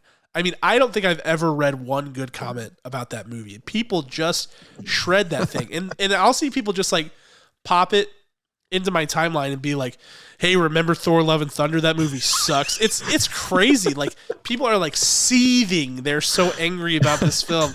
I cannot believe it. I'm like, Yeah, man, it has a lot of issues, but like, chill out. Right. Just stop by to remind you how terrible of a movie that Seriously, is. Seriously. I felt like people were like this about Hawkeye, and I'm like, guys, can we chill out? Can we be cool? That's amazing. That's awesome. All right, number 3, I would bet my bottom dollar that we're aligned on this. Let me look at what number 2 and 1 are. I know we're off on 1 and 2, so I know number 3 is 1, 2, 3. You know that we're off? You know that we're off? Okay, Moon Knight. I know it. Kirk, why is Moon Knight number 3? Oh, it's so artfully creative. People dog on this one that not enough happens in it. These are the people who get mad at character development, which character development is how you grow attachment to a character. You're learning about them. You're discovering what their choices are, their inner conflicts, their successes, their failures, their self-confidence level, their trauma, their victory, like everything. That's what's so good about that. And no, we didn't have giant fanfare throughout this, but we got some pretty incredible sequences. We got a fantastic suit. We got Oscar Isaac running the show, bouncing between all of his different personalities. Moon Knight is a piece of art, and I love it. And how dare anyone say anything else? Yeah, Oscar Isaac is unbelievable in this show. Like, if you're a Marvel fan, you should feel so thankful that Oscar Isaac has signed on to play Moon Knight, because like that is a coup and a half. Like, that is a really talented actor, and he's perfect for the role, and he just absolutely kills it. On the character depth front, Kirk, they do a great job with what they have. This is one where it's like, give me 12 30-minute episodes. Like, legit. I want 12 30-minute episodes, and I don't want to see, you don't even have to see a ton of Moon Knight. You can see some of it, but like what is going on with his mental health and the journey that he's on as a person is so much more compelling and will pay off so much more down the line as they develop it. So yes. All right, number 2. This is where you say we're off. Let's find out. I got WandaVision here. I've got Loki. Oh, we did. We sheared. All right, who's going first? I can go first. Go ahead. I think WandaVision is awesome. I remember the WandaVision era of Twitter and this podcast and everything so fondly. I loved talking about. It was just like this big whodunit. There was all this mystery and intrigue around it, and they unveiled things so beautifully. There were all these great characters. I feel like it's probably because of COVID that this happened, but the finale is definitely lackluster because the reveal that it was Agatha all along, while they do an incredible job with that reveal and the great song and everything, it just falls a little flat because you're like, you and I were going through this episode by episode, doing recaps on the podcast and reading the tea leaves. And if you're doing that, it's so obvious that like, that's the obvious answer. It's like, okay, we know that Agatha's involved here. We know that Agnes is Agatha and there's something going on. So that payoff just didn't feel great, but I love that show. I think it's super fun. Yeah. Yeah. Loki for me, solid storytelling. It gets a little dry at times. Mainly in one complete episode is basically a wash. And then you have which is episode, it's either 2 or 3. 3, I think. And then the beginning of the next episode, they're still recovering from that. And so it's like you lose 1.25 episodes of 6 episodes, right? And so it's very, it's so disjointing because the momentum kill on that is tragic, unfortunately. Whereas with WandaVision, my number 1, as it coasts through, and then you might have some trouble with how quick the finale happens. In fact, I don't think they were brave enough, WandaVision, to just change the length of time of that finale, which they have all rights to do whatever they want to. They could have made that one an hour. They could have made it 90 minutes if they wanted to and shocked everyone. It happened quick. The finale is quick there, and it needed a little bit more time to take care of a big shebang. But I think Loki, again, it's both of these are masterpieces, and it really just comes down to preference with these two. Yeah, I like that. So number 1 is obviously the flip of that. I have Loki number 1. For me, it's Tom Hiddleston. What he does with this character is lovely. Owen Wilson and Sophia DiMartino give great performances. We've got awesome introduction to Kang. I love the reveal of He Who Remains. That is so cool. That whole thing when they get to the end of time and you've got the other variant Lokis and He Who Remains, I just, that is such an epic way to end that show. And the world building and everything is what seals it for me there. Introduction of the TVA, the rules for the multiverse, etc. It's obviously going to echo throughout everything that happens in the future phases. It has already done so a bit, but that's the reason it sticks out for me. Yeah, it's pretty great that, you know, the MCU, we thought Loki, in Avengers, we think he's the big bad, but he's answering to a higher power. Yes. And it's like, it's the first reveal that, holy cow, this world can be so much bigger and it will be so much bigger. And then you have Loki, who introduces the next big villain post Thanos. Pretty cool, pretty amazing. Agreed. With WandaVision, my number one again, I feel that I was absolutely enamored with all of the original Nick at Night shows, not like how Friends is on Nick at Night now, but like the OGs, the same shows that Wanda watches in her Sokovian apartment with her family as they're under attack. Those are the shows that I watched over and over and over. The Walnut episode is that they show and showcase in WandaVision is one that haunted me. Like I actually had nightmares because of that episode.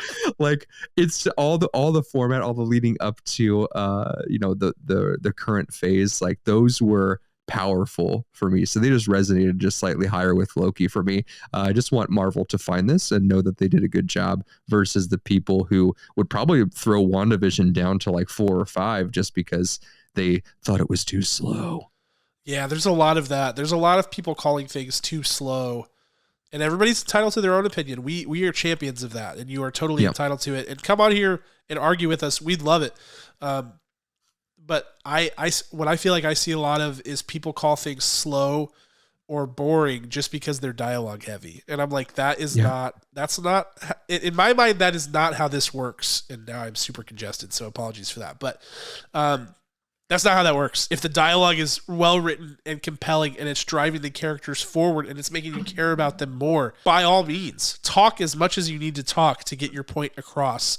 And that's, I think people need to see beyond that. Like, there is a real attention issue that goes on and we all succumb to it. I am so bad about scrolling my phone while I watch a show, and it's easier to do that during a dialogue heavy show because you don't feel like you're able to hear and you don't feel like you need to see everything that's going on. But I would challenge people who are calling those shows boring to like remove distractions, lock in and listen and watch the performers work, because that stuff it slays. And I feel like Loki and WandaVision both do, and Moon Knight actually both do. They all do such a great job of that. Truth. Spit it. Yes. All right. So I'm going to ask you a question, Kirk, a question that I've already asked before on the podcast that we did after probably Thor: Love and Thunder, I think. And that is this. Where does Phase 4 fall in the first 4 phases? I've got them up here on the screen. Again, they're small, lots of logos. This was made for social media, so it had to be a certain aspect ratio, and I'm just repurposing it, so sorry. But you're seeing all of this. We've talked about it. We've just torn apart piece by piece. We've broken it all down. Phase 4. Where does it sit? Are you talking about like rank Phase 1 through 4? I just want to know, where does it rank out of the 4? Where does Phase 4 fall? Is it at the top? Is it at the bottom? Is it in the middle? Where is it? Oh dear. Do you want me to go? Hold on. Let me look. Because I always put you on the spot and I feel bad about that. But I could give you time if you want me to answer. I know too. Oh, go ahead. I was like, geez, how long are we going to take here? This episode is 3 hours long and an hour of it is just Kirk mumbling. I am going to say that it's the worst phase. And that is not like, if you go back and listen to Thor, I'm pretty sure I didn't say that. I'm pretty sure I said that it was like not the worst, that like 2 was the worst and it's somewhere in the middle. I think it's the worst phase. So Black Panther is not the reason for that. It's not like I saw Black Panther and I was like, all right, this phase sucks. Like, I really liked Black Panther. I thought it was a great finish. But as I have, as I look at this and as I've talked about it and kind of analyzed this over the time and looking at all the different titles and everything and remembering those eras, this era feels so scattered. It is like in Phase 1, you had all these different hero introductions that felt scattered at first, but then came together really beautifully in the Avengers. In Phase 2, you have Iron Man 2 and Thor Dark World that started off that phase. Iron Man 3 and Thor Dark World that start off that phase. Youch. But you get those others that tie together and the, they grow Thanos a little bit. And Ant-Man is really good. And Guardians of the Galaxy is fantastic. And Age of Ultron feels like a bit like treading water. And now it's become so significant that, like, that movie really matters for a lot of stuff that is happening now in the MCU. So I feel better about that phase than I did. Phase 3 is, like, clearly so good. It's like the top of the mountain right for Easy. Sure. I feel like the clunkiness with the shows was there. Like this was not the Marvel that we know. This wasn't like ultra thoughtful pitch. Like, I don't want to say perfect, but just like very thoughtful, very few mistakes. Like we saw mistakes. We saw clunkiness. We saw them trying to figure their way out through the show landscape. And I feel like not all of them worked. And some of them really didn't work. And I still feel like, I didn't finish She-Hulk because I'm like, I'm tired of it. And I feel like it's just not as compelling as it used to be. I feel like it has kind of diluted the product because there is so much of it. And, the thing that really drives that is that all of these shows are so disconnected and these movies are so disconnected. I feel like if there was a clear, like, all of these shows somehow lead back to Kang or they find a way to tie in better, then it's great. But it's like, you watch Black Panther Wakanda Forever, it feels like it's totally its own thing. And the parts where they try to tie it into the rest of the world with Julia Louis-Dreyfus feels so wonky. And it's the same with, like, Shang-Chi. They have that post-credit scene. We still have no idea what they're talking about in that post-credit scene. And it's been like a year and multiple films after that. So there is this disjointedness that I feel like if they could have kept it tighter and revealed more of like what the plan was, then all of these shows would have been more compelling. But because they didn't, it's easy to mentally check out and be like, okay, I don't need to finish She-Hulk. I don't need to finish Moon Knight because whatever, like it's not relevant to what's happening right this moment. And I don't even know what the direction is. I was happy when Loki kind of revealed that the direction was Kang. We had theorized that, but that was great to feel that. But then it just vanished, and now we're not going to hear about it again until Ant-Man in Phase 5. So I just feel like the disjointedness of it is what really seals it for me that this is the worst phase. Yeah. Looking at here, if there's anyone I trust to figure out some sort of scoring mechanism where, although there are different quantities in different phases, a way to qualify everything in a certain way, it's you. I think that you. Oh no! I'm giving you some homework that I expect done before we die, and maybe that's a possibility with that deadline. To go through and with your very, very well math oriented mind and say, all right, Phase 1. Based on XYZ, likability, Rotten Tomatoes score, box office, this is the number it gets out of 10, and so on and so forth. And then I think we could see some real light because, like, you have some incredible pieces in between all of these. For sure. Take away Iron Man 3, Dark World, and Ultron, and you have Winter Soldier, Guardians 1, and Ant-Man. In Phase 3, I'm going to go ahead and, you cut like your highs and lows. Although Phase 3, I would just, if I had to. Phase 3, all bangers all the time. Right. Maybe Ant-Man and the Wasp is the weakest in there.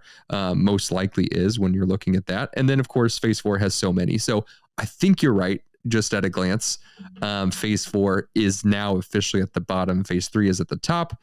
And I would argue that, it goes from the top down. 3, 1, 4. No, 3, 1, 2, 4 is what I think my official score is. Yeah, I agree with that. It's tough, man. It's like, I said it last time. It's like we all sat here and said, wow, they're really growing this thing. That's scary. There's a chance that it could get screwed up, and everybody's like, oh, it's Marvel. It'll be fine. They're gonna do it perfectly. And it landed somewhere in between that. Like, they didn't blow it. I don't feel like there's a lot of people who are like fully checked out of Marvel, but they diluted the product. They definitely poured some water in the Gatorade here. It's not what it was. It doesn't feel the same. And I think that's why Black Panther felt so good, because it felt like the other phases. It was like, okay, we're back. This is high level Marvel stuff. This is good. Whereas everything else has been good, not great, in my opinion. Yep. Agreed all around. All right, Kirk.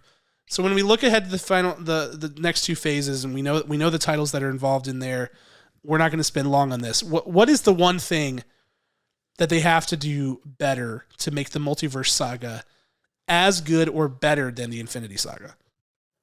I mean, go back and look at their blueprint for 3. You had Spider-Man introduced in Civil War, and he had 2 films in there, a large part in Civil War, and he was in Infinity War as well as Endgame. I mean, if you inject a character, you need to keep them present, because there are characters that we saw in WandaVision, which was out the gate, the first property we saw, that we have not seen since WandaVision. And that's a problem. We need to continuously see them progress and connect with our other characters. That is the meat and potatoes. It always has been, of getting these superheroes next to each other in battle, or just meeting each other. And a lot of them are isolated. The argument is maybe some of them are in different universes, and we're gonna pull them all together.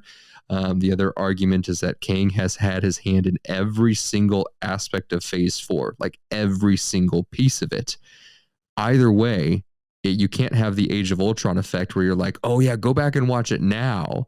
It still has to be strong on its own. Agreed. I think for me, the one thing that they're going to have to do better, and it ties into yours, like the character piece that you were talking about with Spider-Man, I feel like it's the overall, it's getting back to giving us something to look forward to that feels soon, that like feels near. Like Kang does not feel near, right? And we know that he's the big bad. So every time we're doing stuff where we're not talking about him, or we're doing stuff where we're not building towards that, or building towards Thunderbolts, or building towards whatever else, it just doesn't feel right. And so then you have all these connections, but they're all just like, I hate to say it, but a lot of these like crossovers and post-credit scenes entries and stuff, they just feel very empty. They feel like they're doing it just to do it, and it's like you said, they have to get back to getting the characters next to each other, interacting with each other, building those bonds and building those relationships in a way to where it feels real. So it's part of like, you have to give us something to look forward to. And as we build towards that, make these connections real, make them matter. And I fully expect phases 5 and 6 to be better. I am still concerned about the scale, like the number of projects that are on that release schedule, because if it really is that, Kevin Feige just does not have the bandwidth to have his creative input fully on all these projects, then it's not going to get better. But if they learn from this and aren't arrogant and say, okay, there was some stuff here that was not up to Marvel standards and we need to rectify that, then I think that there's no reason it can't get better. They've got a decent foundation built for phases 5 and 6, but they did so at the expense of phase 4 for sure. Right. Yeah. It just didn't feel like the walls were caving in on us, like that they weren't like the Star Wars in the trash pit in Star Wars, right? That the walls need to be slowly creeping in, where we're like, oh shoot, when is it going to finally get too close that we need to call in every single person to come and fight, which is what Endgame was, right? So and all of those Avengers movies, right, Kirk? Like all of those Avengers movies act as a pressure release valve for the entire franchise, where it's like, okay, we've been building to this conflict. Sure, it's not the big one, but it is something we've been building for. This phase built towards nothing. It didn't build towards anything. Like, the fact that Black Panther Wakanda Forever is the end and it is so self-contained, it's just limited to Wakanda dealing with their stuff. It tells you everything you need to know. Like, Go ahead. Yeah. Between phases 2 and 3, we ended with Ant-Man. We started with Civil War. Well, Civil War basically was an Avengers movie. Yes, we brought them all back in. Exactly. Yeah. So you need those pressure release valves to say, like, we've built towards this milestone. We've hit it. Let's bring the momentum down and start building again. And we don't have any of that here. We just don't. Since Kevin is very busy, he needs 2 very well-versed confidants to go in. Here we go again. And be consultants on the many ongoing features that are happening. And again, I would just want to reach out. If you know Kevin Feige or are 6 degrees separated from him, please reach out. We would love to assist. There is not an Avengers movie in Phase 5. No. Either. There's 2 Avengers movies, and they're both Phase 6. And that's not to say that there can't be something that equates to that, like a Captain America Civil War. But, like, it's a concern that things are going to start to feel pretty stale if we don't build towards something that's visible on the horizon and not just, like, way out there. So, yeah, we shall see. All right. That is all things Marvel. I don't know that we could have done more Marvel talk than we just did. My voice is gone. I'm congested. We're powering through. I wish we could have gotten this podcast out sooner, so I apologize to that for the delay with my illness. But happy to be here, wrapping up Phase 4, wrapping up Black Panther Wakanda Forever, and turning the page on this chapter of the Marvel Cinematic Universe. There is, of course, more to come. We will be watching, Ant-Man in February, just 3 short months from now. So the father time just keeps on ticking toward us, and Kevin Feige's getting his projects out the door. So we'll be here to break it all down, of course. Thank you so much for listening. We really appreciate it. Nice long episode. If you're a Marvel fan, hopefully it was fun to listen to. If you have thoughts or ideas, or you're like, you guys are whack for thinking whatever, She-Hulk sucked or whatever, I don't know. If you think any of our opinions are crazy, or if you agree, reach out, talk to us on Discord, on social media, wherever you can reach us. This is what we love to do. This is why we just did it for like 2 hours. We love to talk about these movies. We love to talk about all movies and TV. It is a great time. We thank you so much for being here with us. And of course, we also thank our executive producer, Ryan Spriggs, as well as his band, Rhetoric, who created our amazing original theme music. You can find it on anywhere you listen to music. And we will have a new review coming your way next week. Talk to you then.